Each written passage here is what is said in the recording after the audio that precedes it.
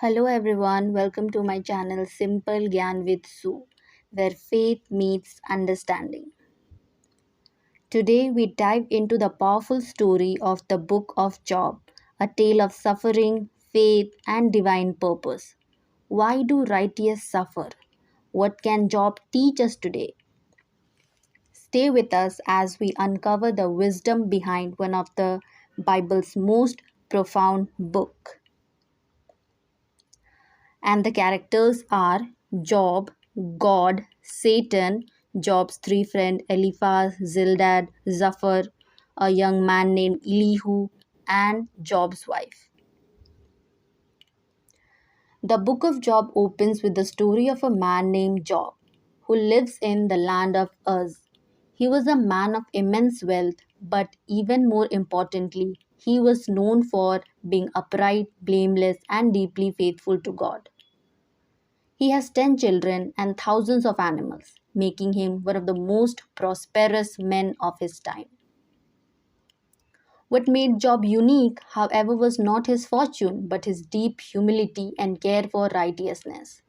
He even offered sacrifices on behalf of his children, in case they had sinned in their hearts. His life was a picture of peace, abundance, and spiritual devotion. But the serenity of Job's life is soon shattered when the narrative shifts to a mysterious and rare heavenly scene. God speaks with the Satan, or the accuser, who challenges Job's integrity. Satan suggests that Job only worships God because his life is comfortable and blessed. Does Job fear God for nothing? He asks, implying that Job's devotion is merely transactional. To test this, God allowed Satan to strip Job of everything: his wealth, his children, and even his health, with the one limitation that Job's life must be spared. In one catastrophic day, Job's world collapses. Raiders steal his livestock, fire from heaven burns his sheep, his servants are killed, and a powerful wind collapses the house where all 10 of his children are gathered, killing them instantly. Job's response is astonishing. He grieves, he tears his robes, but then he falls to the ground in worship, saying, "The God gave, and the Lord has taken away. Blessed be the name of the Lord." In this moment, Job shows that true faith can survive even unimaginable loss. But the trial intensifies. Satan insists that Job's health is the final barrier. If God removes that, Job will surely curse him. God allows Satan to go further, and Job is stuck with painful boils from head to toe. He sits on a pile of ashes, scraping his skin with broken pottery. His wife, unable to bear the sight, tells him to curse God and die. Yet again, Job refuses. Though deeply broken, he still clings to God. Job's friend Eliphaz, Bildad, and Zophar arrives and sit with him in silence for 7 days. At first, their presence seems comforting, but when they finally speak, they bring not comfort but condemnation. Each friend insists that Job's suffering must be a result of some hidden sin. Their belief is rooted in a strict understanding of divine justice. If Job is being punished, then he must be guilty. They urge him to repent. But Job knows he is innocent of any wrongdoing that would deserve such punishment. He cries out in protest, demanding to understand why he has been made to suffer. His speeches are raw, full of anguish, honesty, and even boldness toward God.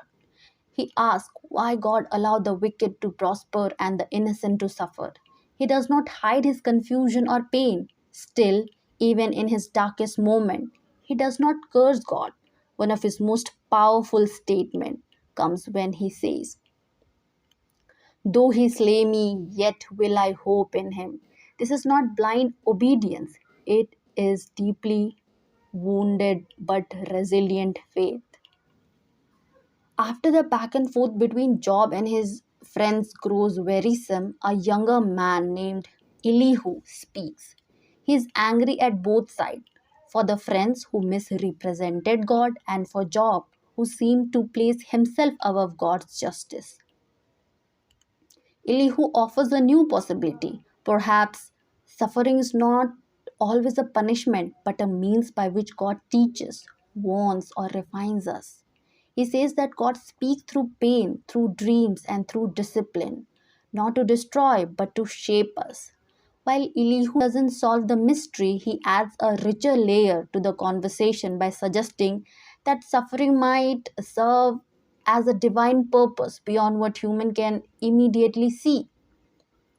Finally, God answers Job, not with explanation but with questions, speaking from a whirlwind.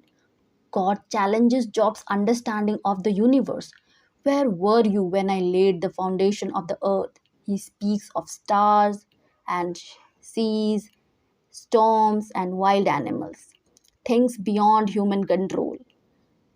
Through this overwhelming display of creation, God reminds Job that the world is vast and complex and that divine wisdom operates far beyond human comprehension. God never tells Job why he suffered. Instead, he shows him how little he knows and how great the Creator truly is. Job is humble. He admits that he has spoken of things too wonderful for him to understand. He doesn't receive an explanation, but he receives something deeper, a renewed awareness of God's presence and majesty. In the end, God affirms Job's honesty and rebukes the friend for misrepresenting him. They are told to ask Job to pray for them, which he does. Only after this act of intercession does Job's life begin to be restored. Job is blessed with twice as much as before. He has many more livestock, more children, and lives a long life. Yet the true reward is not material restoration, it is Job's deeper relationship with God and the transformation that comes through enduring suffering with faith.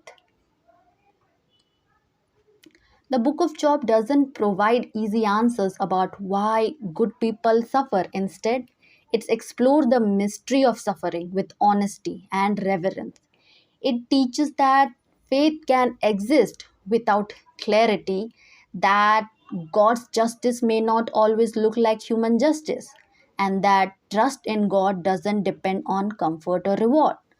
Job's story is a powerful reminder that God's welcome our questions, honors our struggles, and ultimately walks with us even through the silence and storms.